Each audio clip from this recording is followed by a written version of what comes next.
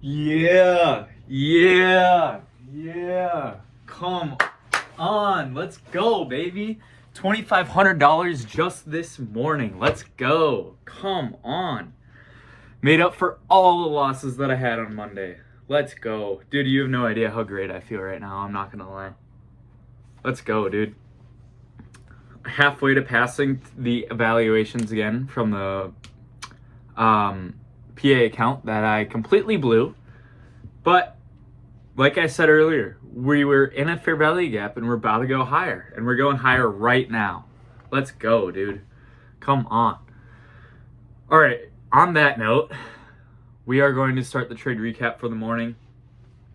So, looking at the charts right now, on the 15-minute time frame of NASDAQ before market opened, we had these all-time highs, the previous day pre-market highs. All-time highs right there. And as you can see, pre-market, we did not sweep these highs at all. Not at all. It was very, very, very, very, very, very, very, very close. A lot of berries there. But it was close. Didn't quite sweep it. So I'm like, okay. 4 reasons why price moves. Target liquidity, react to liquidity, target equilibrium, and react to equilibrium. So I'm like, okay, we're targeting liquidity. Here we go. So we're bullish. Target liquidity, bullish. I thought maybe there was a world that we could come down and manipulate these lows and then target the liquidity, manipulate internal lows to target external liquidity. So we were ready for price to go down to go up. That's how manipulation works. So with that being said, going down to the 1 minute time frame. Let me scroll over so you guys can't see what happens. With market open just drops, kind of dumps off, and then we have a manipulation period right here. Not necessarily at those 15-minute lows that we said, but still manipulation at market open, which is exactly what we wanted to see. Manipulation is one of the biggest confluences that I use for trade entries. So with that being said, we were waiting for an entry, and then again, no real setup that we could have taken here. Kind of just choppy, and then we see a big move down, and then another manipulation of market open lows. And we'll remove this manipulation. So this is this is what I really like to see, because we get a manipulation and then a displacement through the highs. Yet we didn't see a true displacement move here, so we were still waiting for an entry. And then my way of depicting displacement is it has to be in 3 candles or less. So with this manipulation and no displacement through this candle high, with not it wasn't 3 candles or less, so it wasn't a displacement. So we were looking for a retrace and then move higher again for a continuation trade. So that's what we saw. After this manipulation, not a huge displacement move, so we waited. And then there was this, I was looking for equilibrium because there was no fair value gap or inverse fair value gap in the zone. And this wick right here, it barely tapped into equilibrium and then displaced higher with 3 candles. 1, 2, 3. Above these candle close highs. So with that, these couple candles displaced right away, right as the candle opened. So I'm like, okay, then let's say if I even entered 10 seconds after this candle, I would have had an entry way up here. And with a stop loss at the manipulation lows, targeting the all-time highs, that would have been a 1 to 0.5 restored ratio. We don't want that, obviously. So with that, I waited, looking for a little retrace so then I can enter then off of these confluences. So then I waited until about here it was, and we had take profit at all-time highs with stop loss at the manipulation lows. And it was a 1 to 1.4 risk reward ratio. About, not exactly, obviously. And within 2-3 minutes, full TP. So I'm like, I'll take it. I'll take it. There we go. Let's go. And after that liquidity sweep on the all-time highs, I'm like, okay, we have a liquidity sweep. It could react to it. I'm going to stay and watch the market, see how it reacts. If it displaces through the all-time highs, we'll stick to bullish, take longs. Or if it reacts to it well and there's a manipulation and a displacement move to the downside, then we'll take shorts. We just have to react to the market. We don't have to predict. So that's what I was looking for here. I was just waiting and I was reacting. And yes, after this liquidity sweep, I thought we were going to have a little move lower. And then I also thought with this little manipulation move here, I was waiting for a displacement through not these lows, because it's only a one candle series of up close candles now. I needed to see it through these candles to go even lower, down to these manipulation or liquidity zones down here and possibly even lower. But obviously we didn't get that. So that's where patience is key, and you wait for that. So then a couple minutes later, we have this huge 3 candle, huge displacement move to the upside. So I'm like, okay, after that displacement move, we're clearly not going to react to that liquidity and we'll keep going higher. So we switched to bullish, because after liquidity, we were looking for shorts, but now we're looking for longs again. And with this fair value gap right here, and these candle wicks tapping into that and then displacing higher, another continuation trade. I saw displacement through these highs with one candle, so I'm like, okay. And then yet again, it was a huge move right as candle closed. Yeah, it came down barely, but that was probably half a second, if that. And then it displaced, so I was waiting to enter because there was just so much movement at the close of the candle where I couldn't get in right away with a good risk reward ratio. So then I waited, and then eventually I'm like, hold on, let me remove this. Eventually I just decided to take it right here in this candle. I believe could be a little off. And I had the stops at this fair value gap low. No, it wasn't that. Hold on. Let's see where the executions were.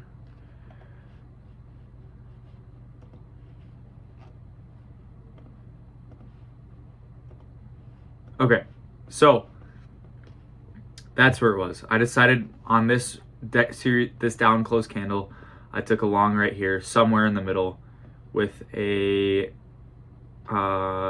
stop loss at the low of the wick and fair value gap, targeting just a 1-to-2 risk reward ratio, which would have been all the way up here.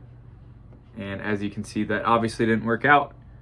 And we were in a lot of consolidation right here, and it was not pretty whatsoever.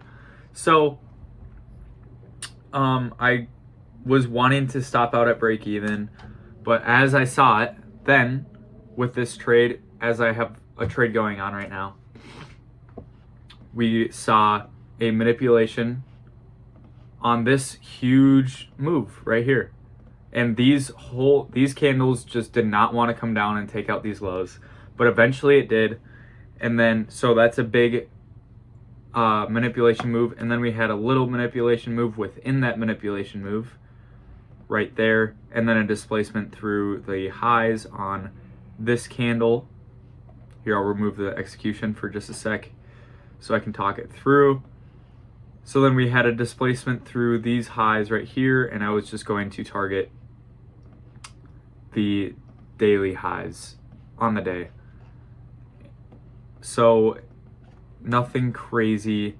If I entered at that candle it would have been a 1-2, 1.2, again, risk reward ratio. But I just wanted a little bit more confirmation after all this consolidation, so I waited a little bit for an actual bigger move and a later move. So I waited, and it was in the middle of this down close candle. I set the stops I had a tighter stop this time. Instead of this manipulation low, I put it at the bottom of the fair value gap, targeting the highs for a 1-2, almost 2-point risk reward ratio, and hit full TP. But with my risk, I de-risked on this trade because I already had a big trade going where I had going on for an hour or so, something crazy like that. About an hour. I had a trade going on for an hour, so I'm like, okay, I'll de-risk on this trade within a trade, knowing that I was most likely going to take break even on the big trade. I de-risked on this, so it's just like a break even trade and then a just regular trade, even though I had it still going on just in case. And I moved the stop from the big trade to break even, and then I moved the take profit to these highs too. So then I was de-risking, taking all the risk off the table again, and if it hit the highs, great. If it doesn't, great, not a big deal. And then I'll trade and de-risk on that, so then it's a full trade. So that is 3 trades on the day, and with it coming up to here, TP was hit on the big trade, but it wasn't crazy. I had to move it down a lot. It was about a 1-to-1 maybe or less. But these are my executions for you guys so you can see them. I got in on, it was this green candle right here that I got in on. And then on, this is the evaluation account, so I got out a little early on this just to secure the profits just in case. But on my Tradeify, I let it hit full TP. And as you can see, I had 18 positions, then 30, then 48. So that was all going on. And then on the big trade, my original plan was wait for ES to take the highs, the all-time highs, and that's when I'll take out my profit, and that's when I'll close it, and I'll kind of just manually close it. But obviously it didn't get to that point. I thought it was going to keep rallying, and it didn't. So we just had to improvise and move our stops to break even, take all the risk off the table, and settle with those highs, which is completely fine. That's nothing wrong with that on the day. Great day for me. Great day. If you want to consider it, I'm 3 for 3 on the day, up 2,500, second highest winning day I've ever had. Great day. After Monday losing everything, Tuesday I didn't take a trade. I slept in, caught up on sleep, and just cleared my mind and was able to come in today with a good mindset. And yes, I could have made money yesterday because there was a very good setup yesterday, but I wasn't trading because the main thing that matters is the psychology. And if I don't have the psychology right, I can't make money and I can't be profitable. So we skipped out on yesterday and we made a lot of money today, making most of it back and halfway to passing the evaluation accounts on Take Profit Trader. And that's what I got for the trader cap for today. So now we are going to go into the verse of the day, which is John 3:17. And John 3:17 says, "For God did not send his son into the world to condemn the world, but to save the world through him." So God sent Jesus down here to save not himself and judge all of us and tell us everything what we're doing wrong, but he sent him down here to save us. He sent him down here to give us salvation and let our sins be forgiven. So with that immense love, from Jesus and God. I don't know. I just am very, very grateful for that. And I just need to stay more disciplined myself in my faith and read my Bible every day, or most days at least. And I won't lie. With me losing those days, I was very down on myself and I didn't want to read my Bible. And before that, I was also not reading my Bible and kind of just not making it a priority. And then I realized, it's so weird how right as I start reading my Bible, getting closer to God and growing my faith more back to what it was before instead of steering away from it, that's when I start doing well in trading and I have a peace of mind. I don't have the greed. And I'm okay with taking losses because it's part of the game, and I just got to understand losses are part of the game. And it's so weird, and it's such a coincidence how every single time I'm not getting closer with God and I'm kind of just not making it my priority, I always do worse in trading. But the second I put God as a priority and I start reading my Bible, I start praying more, whatever it is, I start doing better in trading. And I have a more peaceful mindset, and I trade with God. So that's something that you guys need to do too, because that was what really, really helped me excel in trading and get going. So I hope you guys can take a lot from that today. Really good day for me today.